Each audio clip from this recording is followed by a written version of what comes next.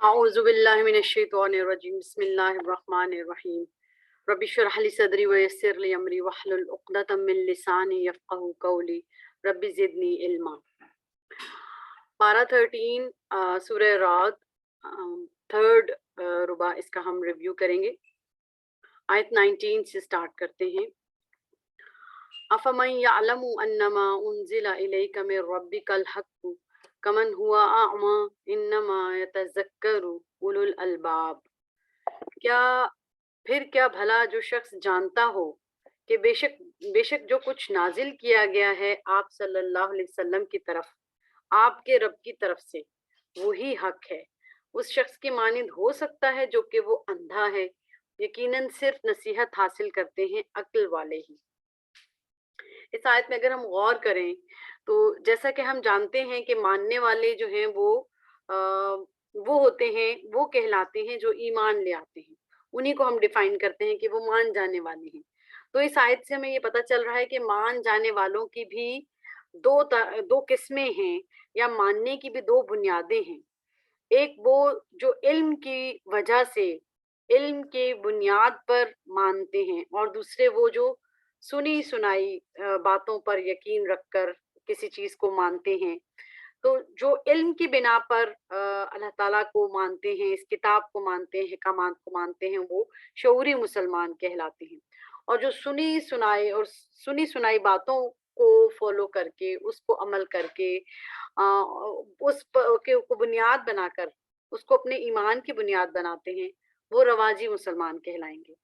تو کیا پھر تو اللہ تعالیٰ کہہ رہے ہیں کہ کیا پھر وہ شخص جو کہ جانتا ہے کہ بے شک جو کچھ نازل کیا گیا ہے آپ صلی اللہ علیہ وسلم کی طرف آپ کے رب کی طرف سے، یعنی یہاں پر اگر ہم غور کریں تو جو یہ کہا گیا کہ جاننے کی جو بنیاد ہے وہ رکھی گئی ہے اس چیز کے اوپر جو کہ نازل کیا گیا ہے رب کی طرف سے.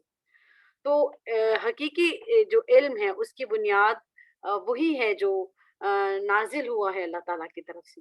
تو اللہ تعالیٰ اس شخص کو تو حقیقی اور شعوری مسلمان یہاں پر ہم اس کو اللہ تعالیٰ کی طرف سے قرار دے سکتے ہیں، لیکن اس شخص کو جو کہ ایسا نہیں کر رہا ہے اس کو اللہ تعالیٰ نے کیا قرار دیا ہے؟ اندھا قرار دیا ہے. وہ اندھا ہے جو کہ ایسا نہیں کر رہا، جو نہیں جانتا وہ سب کچھ جو آپ کی طرف نازل ہوا. پھر اللہ تعالیٰ کیا کہتے ہیں کہ عقل والے کون ہیں جو کہ نصیحت حاصل کرتے ہیں. اس سب سے کون نصیحت حاصل کرتا ہے؟ یقیناً وہی جو شعوری طور پر مسلمان ہے، جس کے مان لینے کی بنیاد علم ہے، اور علم وہ جو آپ صلی اللہ علیہ وسلم کی طرف آپ کے رب کی طرف سے آیا ہے، اور وہ اسی کو حق مانتا ہے. الذین یؤفون بعہد اللہ ولا ینقضون المیثاق. پھر انہی شعوری مسلمانوں کی آئندہ آنے والی کچھ آیات میں انہی کی خصوصیات ہمیں نظر آئیں گی. یہ وہ لوگ ہیں جو عہد کو پورا کرتے ہیں اور نہیں وہ توڑتے پختہ عہد کو. تو دو طرح کی باتیں یہاں پر ہمیں نظر آتی ہیں. عقل مند کون ہے، کن کو عقل مند کہا گیا؟ یہ وہ لوگ ہیں جو کہ بندوں اور رب کے درمیان ہو چاہے کوئی عہد، یا بندوں اور بندوں کے درمیان کوئی میثاق ہو، کوئی کمٹمنٹ ہو، یہ اس کو نہیں توڑتے. والذین یصلون، اور اسی کی کنٹینیوشن میں مزید اور بھی خصوصیات ہم دیکھیں گے. یہ وہ لوگ ہیں جو ملاتے ہیں اسے. والذین یصلون ما امر اللہ به ان یوصل ویخشون ربهم ویخافون سوء الحساب. اسے ملاتے ہیں جو کہ حکم دیا اللہ نے اس کا، یہ کہ ملایا جائے اسے. وہ کون سی چیز ہے جس کا اللہ نے حکم دیا ہے کہ اسے ملایا جائے؟ تو وہ رشتہ داریاں اور تعلق ہیں. تو یہ بھی مزید ہمیں شعوری مسلمان کی خوبیاں نظر آتی ہیں یہاں پر. اور وہ ڈرتے ہیں اپنے رب سے اور وہ خوف رکھتے ہیں. وَيَخْشَوْنَ رَبَّهُمْ وَيَخَافُونَ سُوءَ الْحِسَابِ، اور وہ ڈرتے ہیں اپنے رب سے اور وہ خوف رکھتے ہیں برے حساب کا. یہ تمام تر خوبیاں اس شعوری مسلمان کی ہیں جس کے ایمان کی بنیاد علم ہے. والذین، اور مزید ان خصوصیات کی کنٹینیوشن جاری ہے.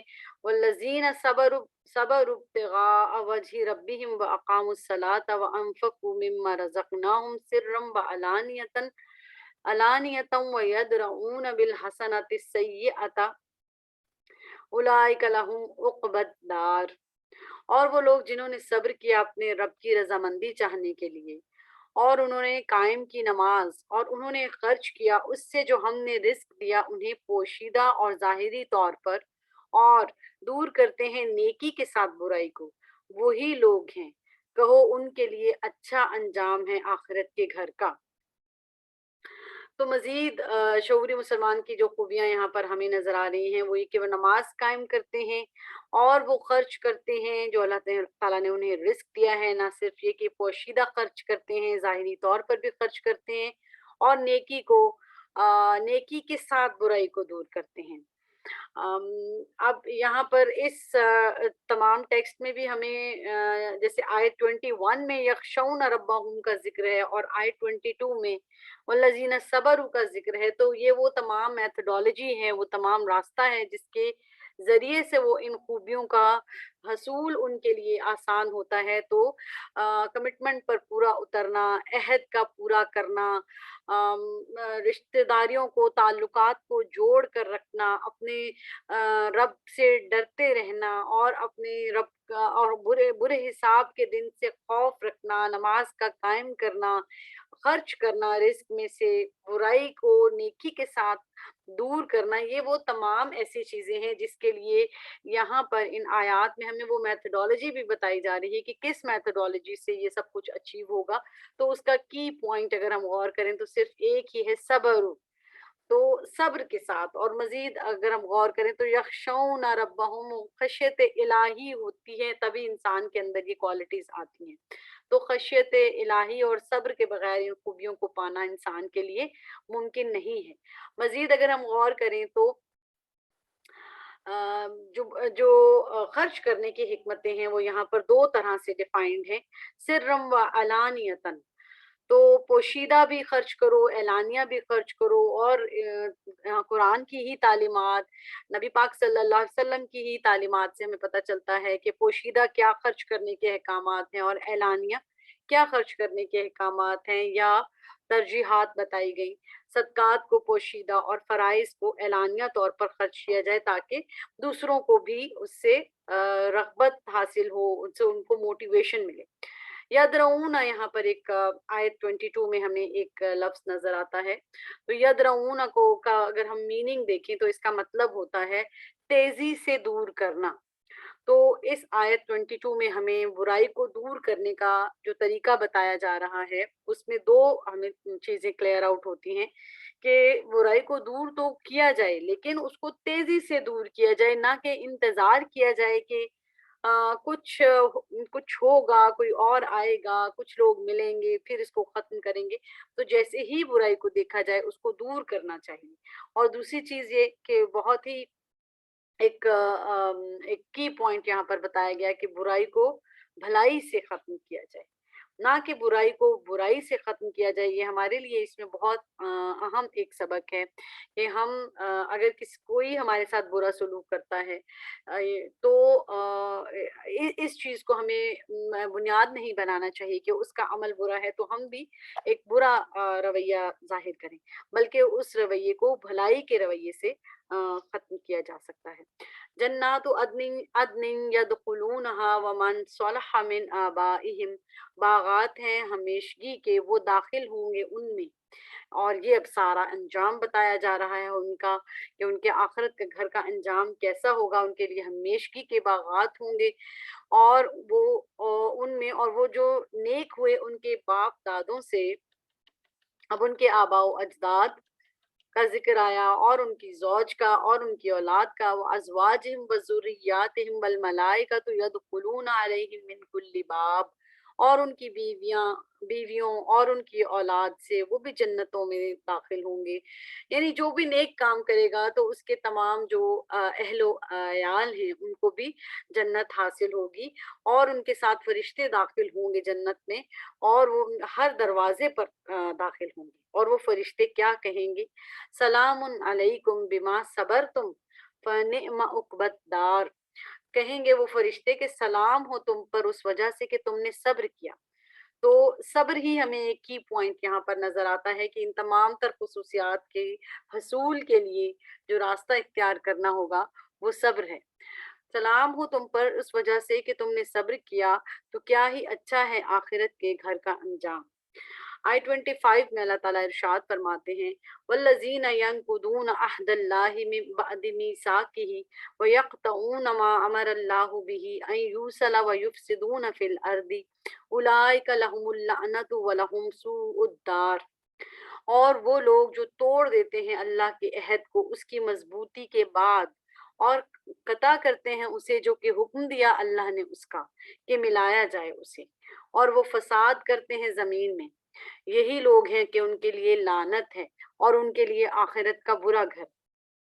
तो इस आयत से हमें पता चलता है कि लानत के हकदार कौन करार पाए हैं।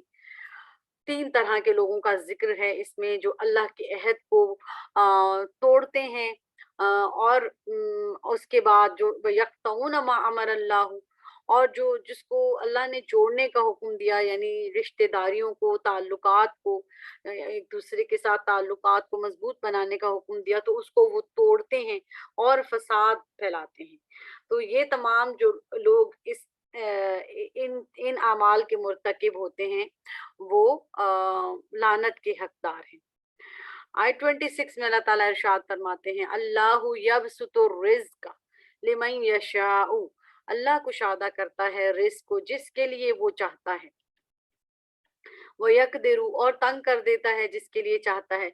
यानी ये तो अल्लाह ताला का इख्तियार है कि वो जिसको चाहे जितना रिस्क दे, जिसको चाहे रिस्क में कमी दे, ये अल्लाह का इख्तियार है और अल्लाह की हिकमतें हैं। वफ़रिहु बिल हयात दुनिया, और काफिर इतराते हैं दुनियावी जिंदगी पर। वमल हयात दुनिया फिल आखिरत इल्ला मता, और नहीं है दुनियावी जिंदगी आखिरत के मुकाबले में मगर मामूली फायदा। तो अगर किसी को दुनिया में ज्यादा रिस्क मिलता है और तो इसका हरगिज ये मतलब नहीं कि उसको आखिरत में भी खुशहाली नसीब होगी, उसको आखिरत में भी बेहतर अजर और बेहतर बदला मिलेगा। तो दुनिया परस्तों के लिए इस आई 26 में एक पैगाम है कि दुनिया के ज्यादा रिस्क से वो गलत फहमी का शिकार ना हो जाएं। अल्लाह के नबी पाक सल्लल्लाहु अलैहि वसल्लम ने तो इस दुनिया को बकरी के मुर्दा बच्चे से तशबीह दी, यानी इस दुनिया की अहमियत आखिरत के मुकाबले में कुछ भी नहीं। तो इसलिए इस दुनिया में अगर किसी का रिस्क ज्यादा भी है तो उसका ये मतलब नहीं कि उसको आखिरत में भी रिस्क ज्यादा मिलेगा, और इसी तरह अगर किसी का रिस्क अल्लाह ताला ने कम मुकर्रर किया तो उसको भी परेशान होने की जरूरत नहीं। आखिरत में खुशहाली या अजर का, बेहतर अजर का जामिन उसके आमाल और अल्लाह ताला की रहमत ही से होगा। आई 27 में अल्लाह ताला फरमाते हैं कि वयक़ूलुल लज़ीना कफ़रू लौला उन्ज़िला अलैहि आयातुम मिर रब्बिही कुल इन्नल्लाहा युदिल्लु मन यशाअ व यहदी इलैहि मन अनाब। और कहते हैं वो लोग जिन्होंने कुफ्र किया, क्यों नहीं उतारी गई उस पर कोई निशानी उसके रब की तरफ से। कह दीजिए बेशक अल्लाह गुमराह करता है जिसे चाहता है और राह दिखाता है अपनी तरफ उसे जो रुजू करे। तो कैसी निशानियों का जिक्र है इस आयत में? तो क्योंकि कुफ़ार जो थे वो ये एतराज़ करते थे नबी पाक सल्लल्लाहु अलैहि वसल्लम पर कि इस पर कोई निशानियाँ क्यों नहीं उतरी, इस पर इसको कोई माल, इक़्तिदार, हसब-नसब, कोई ओहदा, ये क्यों नहीं इसको नसीब हुआ? तो अल्लाह ताला इसका जवाब भी साथ ही नबी पाक सल्लल्लाहु अलैहि वसल्लम को बता रहे हैं कि कह दीजिए कि अ, कह दीजिए बेशक अल्लाह गुमराह करता है जिसे चाहता है और राह दिखाता है उसे उसे जो रुजू करे। तो ये उनकी गुमराही है कि वो ऐसी निशानियों के लिए एक एक डिमांड करते हैं नबी पाक सल्लल्लाहु अलैहि वसल्लम से। अल्लाह के लिए तो कोई मुश्किल नहीं कि वो हर तरह की निशानी देकर अपने नबी को भेज दे। अल्लाह के लिए कोई भी चीज किसी भी तरह की मुश्किल नहीं है। अल्लज़ीना आमनू व तत्मइन्नु कुलूबुहुम बिज़िक्रिल्लाहि अला बिज़िक्रिल्लाहि तत्मइन्नुल कुलूब।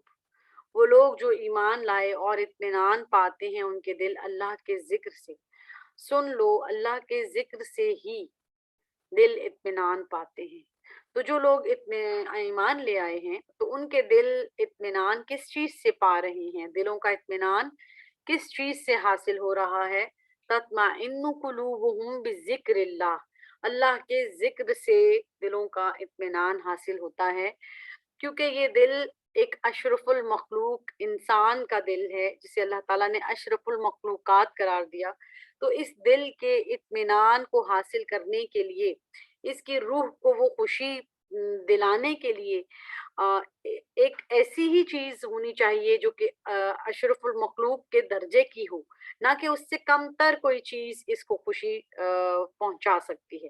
تو دنیاوی جو ساز و سامان کے اندر خوشی تلاش کی جاتی ہے، یا بعض اوقات جیسے موسیقی میں وہ خوشی یا روح کا سکون اور روح کی خوشی حاصل کرنے کی کوشش کی جاتی ہے، تو وہ ایک غلط نظریہ ہے، کیونکہ اشرف المخلوق انسان کا دل کسی بھی کمتر چیز سے خوشی حاصل نہیں کر سکتا۔ اس کی خوشی اس سے بڑھ کر، اس سے برتر کسی چیز میں ہی موجود ہے، اور اس سے برتر جو چیز موجود ہے وہ اللہ کا ذکر ہے۔ تو کوئی بھی ایسا انسان جس کو بے پناہ سکون حاصل ہے، تو اس کے بے پناہ سکون کی وجہ اس کے دل کا اطمینان ہوتا ہے، اور وہ دل کا اطمینان جو ہے اس کی وجہ کیا ہوتی ہے؟ وہ ہدایت جو کہ اس کے عمل میں تبدیلی لے کر آتی ہے، اور اس کے عمل میں تبدیلی ہی اس کے دل کے اطمینان کا باعث بنتی ہے، اور اسے وہ بے پناہ سکون اور اطمینان حاصل ہوتا ہے۔ تو اللہ کے ذکر سے یہ سکون حاصل کرنے کی کوشش کرنی چاہیے۔ اس کے علاوہ اور کوئی ذریعہ تلاش کرنے میں کبھی بھی انسان کو کامیابی حاصل نہیں ہوتی۔ آیت 29 میں اللہ تعالیٰ کا ارشاد ہے، الذین آمنوا وعملوا الصالحات طوبی لہم وحسن مآب، اور وہ لوگ جو ایمان لائے اور انہوں نے نیک عمل کیے، خوشحالی ہے ان کے لیے اور اچھا ٹھکانہ ہے۔ طوبیٰ کے مختلف معنی بتائے گئے، خوشحالی، خوشی، خیر، کرامت، رشک۔ اس کا ایک معنی جنت کا وہ درخت بھی ہے جس کے سائے میں 100 سال بھی چلا جائے تو وہ ختم نہ ہوگا سایہ۔ تو یہ ایسے ہی لوگوں کے لیے اللہ تعالیٰ نے ایسے اچھے جو انعامات ہیں وہ ذکر کیے ہیں۔ كَذَلِكَ أَرْسَلْنَاكَ فِي أُمَّةٍ قَدْ خَلَتْ مِن قَبْلِهَا أُمَمٌ لِتَتْلُوَ عَلَيْهِمُ الَّذِي أَوْحَيْنَا إِلَيْكَ وَهُمْ يَكْفُرُونَ بِالرَّحْمَنِ قُلْ هُوَ رَبِّي لَا إِلَٰهَ إِلَّا هُوَ عَلَيْهِ تَوَكَّلْتُ وَإِلَيْهِ مَتَابِ۔ اسی طرح ہم نے بھیجا آپ کو ایک ایسی امت میں کہ یقیناً گزر چکی اس سے پہلے کئی امتیں، تاکہ آپ پڑھ کر سنائیں ان پر اسے وہ جو ہم نے وحی کی آپ کی طرف، اس حال میں کہ وہ کفر کر رہے ہیں بے حد مہربان سے۔ کہہ دیجئے وہی میرا رب ہے، نہیں کوئی سچا معبود مگر وہی، اسی پر میں نے بھروسہ کیا اور اسی کی طرف میرا لوٹنا ہے۔ اس آیت میں ایک تو بات ہمیں یہ پتہ چلتی ہے کہ انبیاء جو ہیں، نبی پاک صلی اللہ علیہ وسلم کو ایک امت میں بھیجا گیا، اور اس سے پہلے بھی کئی امتیں آئیں اور ان امتوں پر انبیاء بھی آئے اور ان انبیاء پیغامات لے کر بھی آئے۔ تو یقیناً کہ جب یہ سلسلہ رک جاتا ہے، جیسے نبی پاک صلی اللہ علیہ وسلم کے بعد کوئی نبی تشریف نہیں لائیں گے، تو پھر یہ امت کی ذمہ داری ہے کہ وہ اس پیغام کو آگے پہنچائے۔ تو اس طرح یہ ہر مسلمان اور ہر مومن کی ذمہ داری بنتی ہے کہ وہ اللہ کے پیغام کو آگے پہنچائے۔ جب یہاں یہ بات ہوئی وَهُمْ يَكْفُرُونَ بِالرَّحْمَٰن، تو یہاں پر ایک واقعے کی طرف بھی اشارہ ملتا ہے کہ صلح حدیبیہ کے موقع پر جب بسم اللہ الرحمن الرحیم لکھا گیا تو مشرکین کو الرحمن، جس سے وہ ہمیشہ ہی اس لفظ سے بدکتے تھے، تو اس لفظ کو نہیں مانتے تھے، اور اسی چیز کا یہاں پر جواب دیا گیا، اور وہ جواب کس صورت میں دیا گیا؟ کل ہوا ربی لا الہ الا ہوا، کہہ دیجئے کہ میرا رب نہیں کوئی سچا معبود مگر وہی، کہ وہی ہے میرا سچا رب۔ اور یہ جو مرضی کہتے رہیں آپ یہی کہیے کہ وہی ہے میرا سچا رب، اسی پر میں نے بھروسہ کیا اور اسی کی طرف میرا لوٹنا ہے۔ وَلَوْ أَنَّ قُرْآنًا سُيِّرَتْ بِهِ الْجِبَالُ أَوْ قُطِّعَتْ بِهِ الْأَرْضُ، اور اگر واقعی کوئی قرآن ایسا ہوتا کہ چلائے جاتے اس کے ذریعے پہاڑ یا قطع کی جاتی اس کے ذریعے زمین۔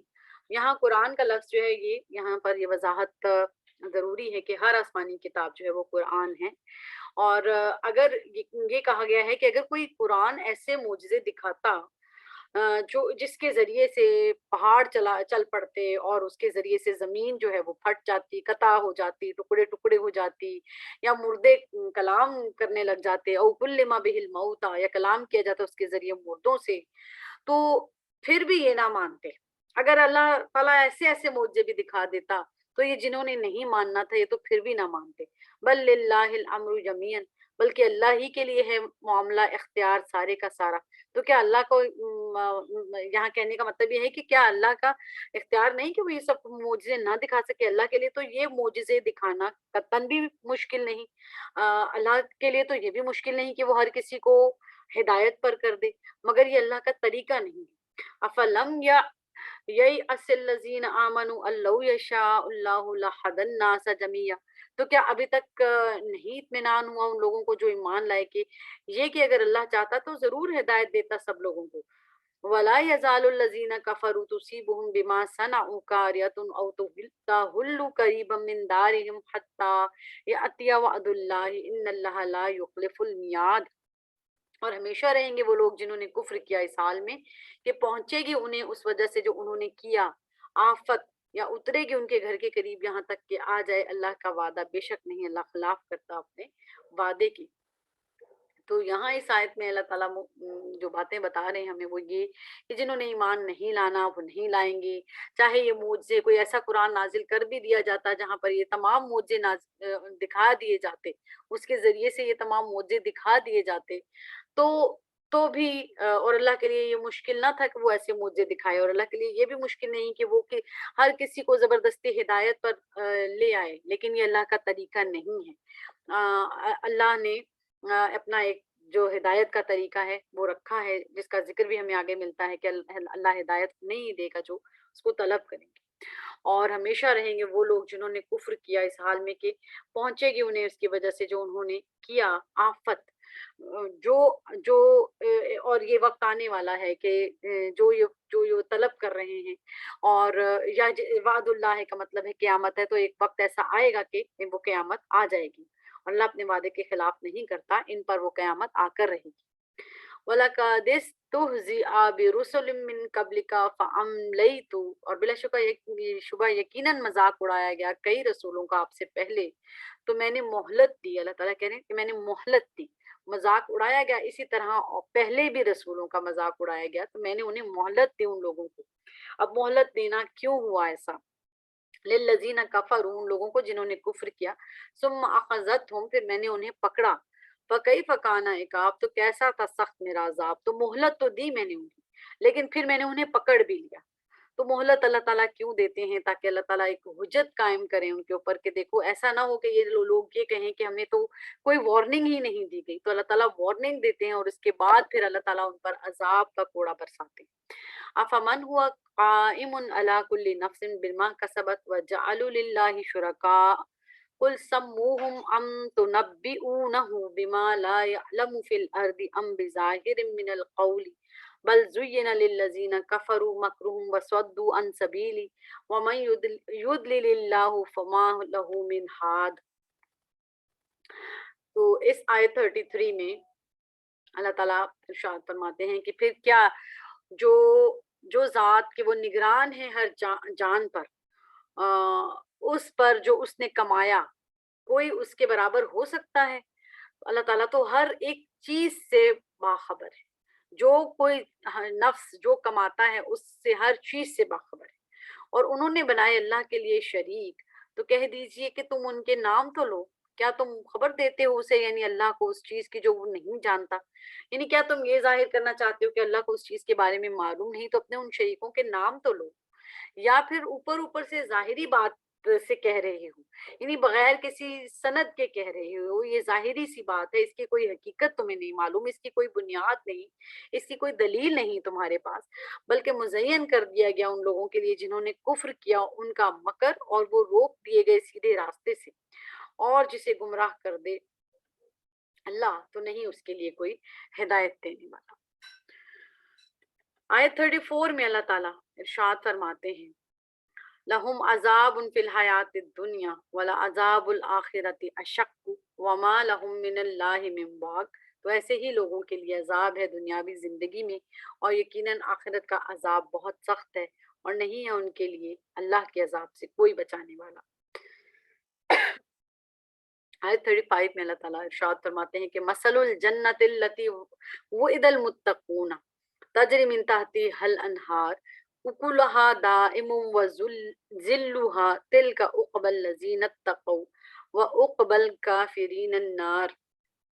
مثال اس جنت کی جس کا وعدہ متقیوں سے کیا گیا ہے، یہ ہے کہ بہتی ہیں ان کے نیچے سے نہریں، اور کیا اس کی کیریکٹرسٹکس بتائی جا رہی ہیں کہ اس کا پھل دائمی ہے اور اس کا سایہ بھی دائمی ہے۔ یہ انجام ہے ان لوگوں کا جنہوں نے تقوی اختیار کیا۔ تو یہاں پر ذکر ہوا تھا جیسے مثل الجنت التی وعد المتقون، تو جنت کے حقدار متقی لوگ ہیں اور ان کا یہ انجام ہے۔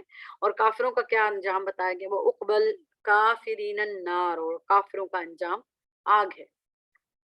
آیت 36 میں اللہ تعالیٰ ارشاد فرماتے ہیں کہ والذین آتینہم الکتاب یفرحون بما انزل الیک ومن الاحزاب، اور وہ لوگ جو کہ ہم نے دی انہیں کتاب، وہ خوش ہوتے ہیں اس پر جو اتارا گیا آپ کی طرف، اور یہود و نصارہ کے گروہوں میں سے ایسے بھی ہیں میں ينکر بعدہ قل انما امرت ان اعبد اللہ ولا اشرک بہ الیہ ادعو و الیہ مآب، جو انکار کرتے ہیں اس کے بعض کا، اور کہہ دیجئے مجھے تو صرف یہ حکم دیا گیا ہے کہ میں عبادت کروں اللہ کی اور نہ شریک ٹھہراؤں اس کے ساتھ کسی کو بھی، اس کی طرف میں دعوت دیتا ہوں اور اس کی طرف میرا لوٹنا ہے۔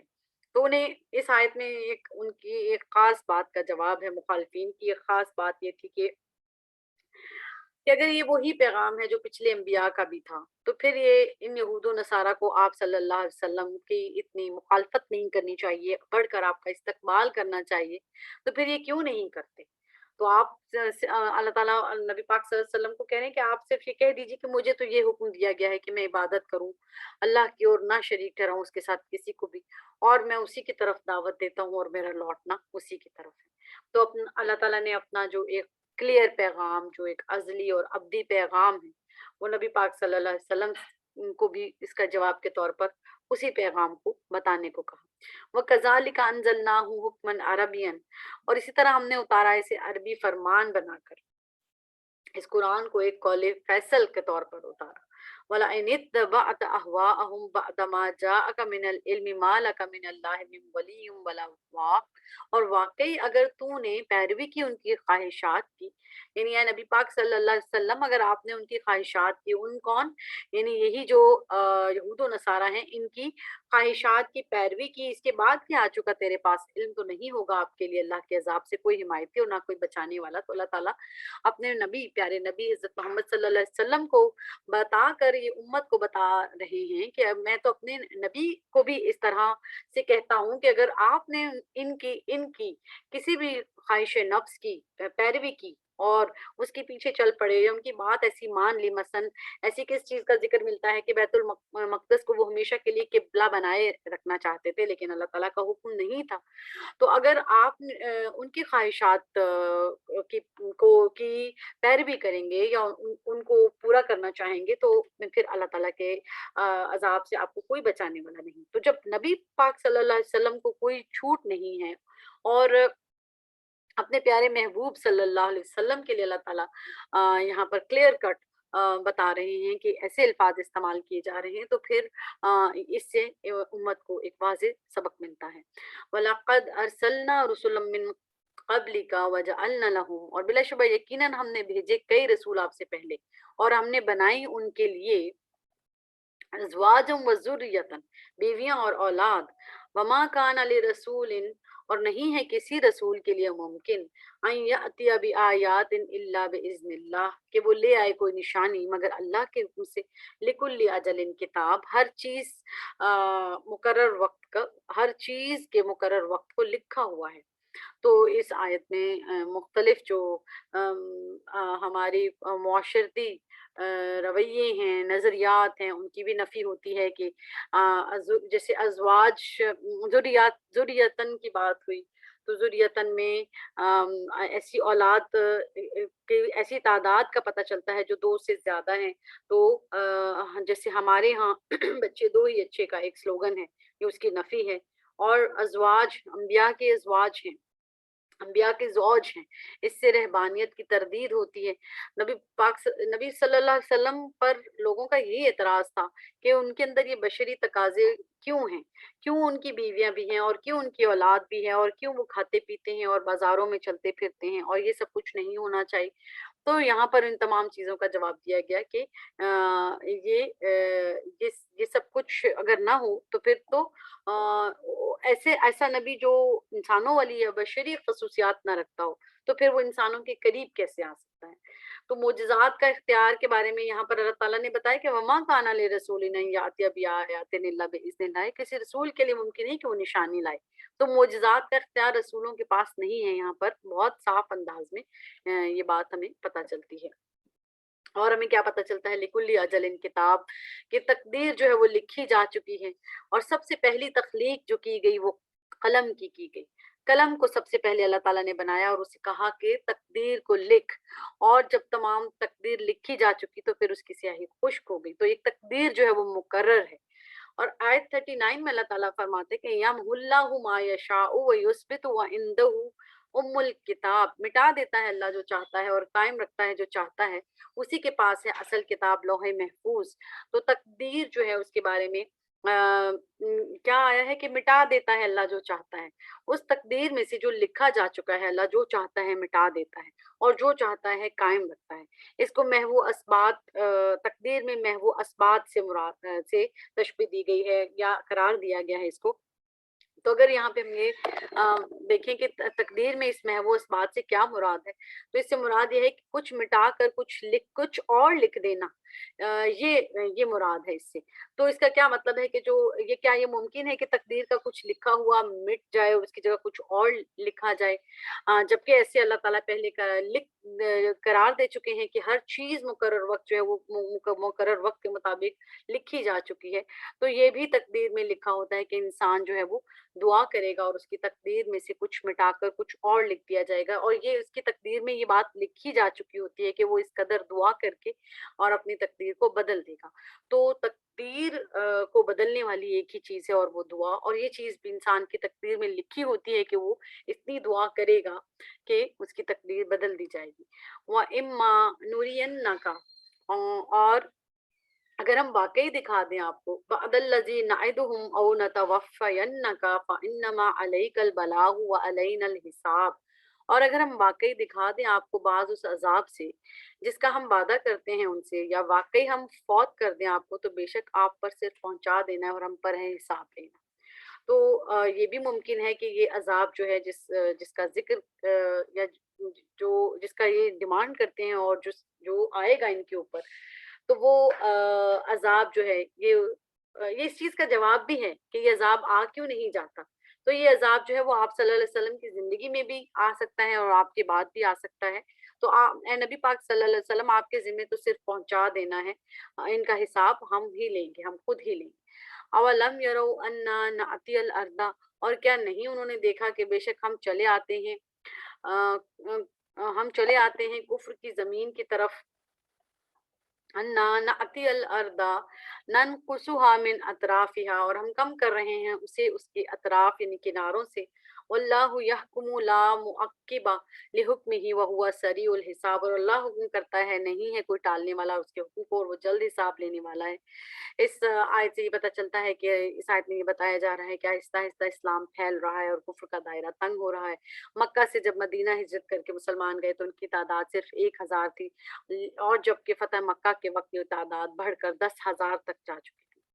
मुफस्सिरीन ने इस आयत का एक और तफसीर जो है वो इस तरह से भी की है कि साइंसदानों के मुताबिक ज़मीन जो है वो सिकुड़ रही है।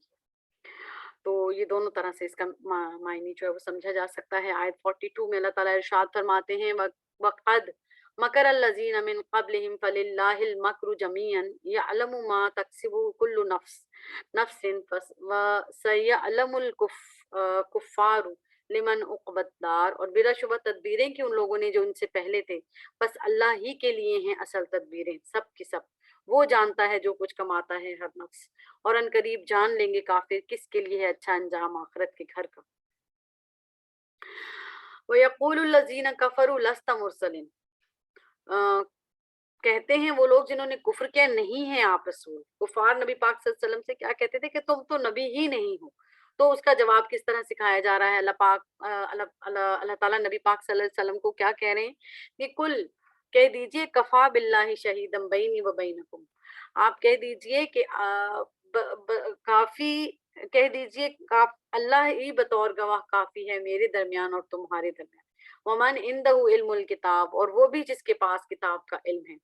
تو گواہی کے لیے اللہ کافی ہے، اور وہ لوگ جو کہ کتاب کا علم رکھتے ہیں، اور یہاں پر کتاب سے مراد تورات اور انجیل ہے، اور کیونکہ اہل کتاب کو یہ اس بات کا جواب دیا جانا ہے، تو اس لیے اہل کتاب کا علم رکھنے والے وہ لوگ جو کہ اسلام قبول کر چکے ہیں، جن میں عبداللہ بن سلام اور سلمان فارسی جیسے لوگ شامل ہیں، ان کا ذکر ملتا ہے۔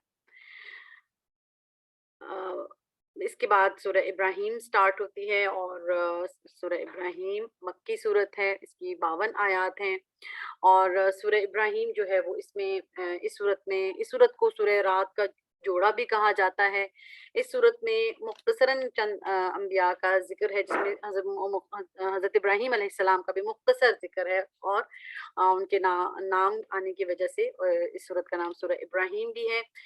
غور و فکر کرنے والوں کی صفات بیان ہوئی ہیں اس صورت کے اندر، اور اس صورت کا اگر بنیادی نقطہ دیکھا جائے تو توحید کی دعوت اس صورت کا بنیادی نقطہ ہے، اور اس صورت میں لوگوں کو 2 گروہوں میں 2 حصوں میں تقسیم کر کے ان کے انجام کے بارے میں بتایا گیا ہے۔ بسم اللہ الرحمن الرحیم، الف لام را، کتاب انزلناہ الیک لتخرج الناس من الظلمات الی النور باذن ربہم الی صراط العزیز الحمید۔ الف لام را، یہ ایک کتاب ہے ہم نے نازل کیا اسے آپ کی طرف تاکہ آپ نکالیں لوگوں کو کفر کے اندھیروں سے ایمان کی روشنی کی طرف ان کے رب کے حکم سے، اس کے راستے کی طرف جو نہایت غالب بہت تعریف والا ہے۔ تو ظلمات جو ہیں اس سے مراد کفر، شرک، منافقت، جہالت کے اندھیرے ہیں، اور نور سے مراد نور اسلام ہے، ایمان کی روشنی ہے۔ اللہ کے اذن سے، رب کے اذن سے مراد وہ قانون ہدایت ہے، یعنی یہ قانون کہ ہدایت صرف طلب پر ملے گی۔ اللہ تعالیٰ کے لیے بہت ممکن ہے کہ اللہ تعالیٰ کے لیے یہ ناممکن نہ تھا کہ وہ سب کو ہدایت پر رکھتا، لیکن یہ اللہ تعالیٰ کا قانون ہدایت نہیں ہے، ہدایت طلب کرنے پر ہی ملے گی۔ اللہ الذی لہ ما فی السماوات و ما فی الارض ویل للکافرین من عذاب شدید، جو کچھ آسمانوں میں ہے اور جو کچھ زمین میں ہے، اور ہلاکت ہے کافروں کے لیے اس اللہ کی طرف سے جس کے لیے ہے جو کچھ آسمانوں میں ہے اور جو کچھ زمین میں ہے، اور ہلاکت ہے کافروں کے لیے سخت عذاب کی۔ جو منکرین ہیں ان کو سخت عذاب سے ڈرایا گیا ہے۔ الذین یستحبون، وہ لوگ جو پسند کرتے ہیں الحیات الدنیا علی الآخرۃ ویصدون عن سبیل اللہ ویبغونہا عوجا اولئک فی ضلال مبین، اور دنیاوی زندگی کو آخرت پر ترجیح دیتے ہیں اور روکتے ہیں اللہ کے راستے سے، اور تلاش کرتے ہیں اس میں کجی یہ لوگ دور کی گمراہی میں ہیں۔ تو یہاں ہم نے اس آیت میں کافروں کی پہچان کروائی گئی ہے کہ دنیاوی زندگی کو ترجیح دینے والے، اپنے قول و فعل کے ذریعے سے اللہ کے راستے سے روکنے والے، اور دین پر عمل نہ کرنے کے لیے مین میخ نکالنے والے، یہ تمام وہ لوگ ہیں جو کہ غلط راستے پر ہیں، گمراہی میں مبتلا ہیں۔ وما ارسلنا من رسول الا بلسان قومه ليبين لهم فيضل الله من يشاء ويهدي من يشاء وهو العزيز الحكيم، اور نہیں بھیجا ہم نے کوئی رسول مگر اس کی قوم کی زبان میں تاکہ وہ کھول کر بیان کرے ان کے لیے، پھر گمراہ کرتا ہے اللہ سے جسے چاہتا ہے، اور وہ ہدایت دیتا ہے جسے چاہتا ہے، اور وہی نہایت غالب اور بہت حکمت والا ہے۔ زبان کا ذکر کر کے اس آیت میں یہ پیغام دیا گیا کہ قومی اور مادری زبان کی اہمیت جو ہے وہ اجاگر کی گئی، اور ہمارے معاشرے کا ایک المیہ کہ اس شخص کو اہمیت نہیں دی جاتی جو کوئی بین الاقوامی زبان نہ جانتا۔ تو اسلام ایسے کسی کمپلیکس کو پروموٹ نہیں کرتا، اپنی قومی اور مادری زبان پر انسان کو فخر کرنا چاہیے۔ نبی پاک صلی اللہ علیہ وسلم کو عربی زبان دے کر بھیجا گیا، اور اللہ تعالیٰ نے اپنا پیغام عربی زبان میں نازل کیا، کیونکہ یہ ایسے لوگوں میں آنا تھا جن کی مادری زبان عربی تھی۔ وَلَقَدْ أَرْسَلْنَا مُوسَىٰ بِآيَاتِنَا، اور بے شک بلا شبہ یقیناً ہم نے بھیجا موسیٰ کو اپنے آیات معجزات کے ساتھ، یہ آیاتنا ان اخرج قومک من الظلمات الى النور وذکرہم بایام اللہ ان فی ذلک لآیات لکل صبار شکور، کہ یہ تو نکال اپنی قوم کو تاریکیوں سے روشنی کی طرف، اور یاد دلا انہیں اللہ کے دنوں، احسانات کے پچھلی قوموں کی ہلاکتوں کو، کہ بے شک اس میں یقیناً نشانیاں اور ہر انتہائی صابر و شاکر کے لیے۔ تو بے ایام اللہ یعنی اللہ کے جو ایام ہیں ان سے مراد تاریخ الہی، یعنی وہ بڑے واقعات جن میں اللہ تعالیٰ نے سرکشوں سے انتقام لیا اور عذاب آئے، ایسے تمام دنوں کو ایام اللہ، اللہ کے دن قرار دیا گیا ہے۔ تو اللہ کی آیات سے कौन लोग फ़ायदा हासिल करते हैं, इस आयत में अल्लाह ताला बता रहे हैं कि सब्बार और शकूर जो हैं, साबिर शाकिर लोग अल्लाह की आयत से फ़ायदा हासिल करते हैं। व इज़ क़ाल मूसा लिक़ौमिही उज़्कुरू निअमतल्लाहि अलैकुम इज़ अंजाकुम मिन आलि फ़िरऔन यसूमूनकुम सूअल अज़ाबि व युज़ब्बिहूना अब्नाअकुम व यस्तहयूना निसाअकुम व फ़ी ज़ालिकुम बलाउन। और कहा जब मूसा अलैहिस्सलाम ने अपनी कौम से, तुम याद करो अल्लाह की नेमत को अपने ऊपर, जब उसने निजात दी तुम्हें आले फ़िरौन से। वो पहुंचाते थे तुम्हें बड़ा सख्त अजाब, और वो ज़िबा करते थे तुम्हारी बेटियों को और जिंदा छोड़ते थे तुम्हारी औरतों और बेटियों को। इसमें आजमाइश थी। वफी ज़ालिकुम बलाउन मिर रब्बिकुम अजीम, तुम्हारे रब्बे अजीम की तरफ से। व इन तअज़्ज़ना रब्बुकुम ला इन शकरतुम ला अज़ीदन्नकुम व ला इन कफरतुम इन्न अज़ाबी लशदीद। और जब आगाह कर दिया तुम्हारे रब ने, यकीनन अगर तुम शुक्र करोगे तो बिलाशुबह जरूर मैं तुम्हें ज्यादा दूंगा, और बेशक अगर तुम नाशुक्री करोगे तो बिलाशुबह मेरा अजाब यकीनन बहुत ही सख्त है। तो दीन इस्लाम का एक दायमी उसूल इस आयत 7 में हमें बताया गया कि शुक्र करने पर नेमत ज्यादा हो जाएगी और नाशुक्री पर महरूमी नेमत का शिकार हो जाओगे। वक़ाल मूसा इन तकफुरु अंतुम वमन फिल अर्दि जमीअन फ़इन्नल्लाहा लगनियुन हमीद। और मूसा ने अलैहिस्सलाम ने कहा, अगर कुफ्र करोगे तुम और वो लोग जो जमीन में है सब के सब, तो बेशक अल्लाह यकीनन बेपरवाह निहायत तारीफ वाला है। अल्लाह को तो तुम्हारे इनकार और तुम्हारे ईमान लाने से अल्लाह को क्या फर्क पड़ता है। अलम यातिकुम नबाउल लजीना मिन क़ब्लिकुम कौमे नूहिम व आदिम व समूद वल्लज़ीना मिन बअदिहिम ला यअलमुहुम इल्लल्लाह। तुमसे पहले थे कौमे नूह और आद और समूद, और उन लोगों के जो इनके बाद थे, नहीं जानता था उन्हें कोई भी सिवाय अल्लाह के।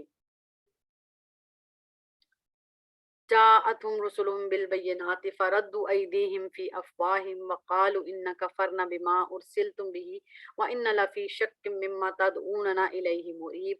आए उनके पास उनके रसूल वाज़िह दलाइल के साथ, और उन्होंने लौटाए अपने हाथ अपने मुंहों में, और उन्होंने कहा बेशक हम इनकार करते हैं उसका जो कि भेजे गए हो तुम जिसको देकर, और बेशक हम यकीनन शक में है उससे जो कि तुम बुलाते हो हमें जिसकी तरफ, ऐसे शक में जो इस तराब में डालने वाले। तो इससे पहले भी इसी तरह हुआ, ऐसे ही आए रसूल और उनको किस तरह उनको क्या रिएक्शन फेस करना पड़ा। उन लोगों ने फेर दिए अपने हाथों को कि मत सुनाओ हमें, ऐसा जो पैगाम तुम लाए हो ये हमें मत सुनाओ। हैरत का इजहार किया, इनकार किया और शक का इजहार किया कि ये तुम जो पैगाम हमें दे रहे हो हमसे शक में, हम इस्तराब में मुब्तला होते हैं। तो ऐसा सिर्फ नबी पाक सल्लल्लाहु अलैहि वसल्लम के साथ नहीं हुआ, बल्कि इससे पहले भी जितने भी अंबिया आए उनको ऐसे ही रिएक्शंस फेस करने पड़े। तो नबी पाक सल्लल्लाहु अलैहि वसल्लम को उन तमाम अंबिया जो पहले से गुजर चुके हैं उनके वाक़यात सुनाकर उनको एक तरह से अल्लाह ताला तसल्ली भी दे रहे हैं कि ये ऐसा हमेशा से होता चला आया है। वमा अलैना इल्लल बलागुल मुबीन। अस्सलामु अलैकुम व रहमतुल्लाहि व बरकातुहू।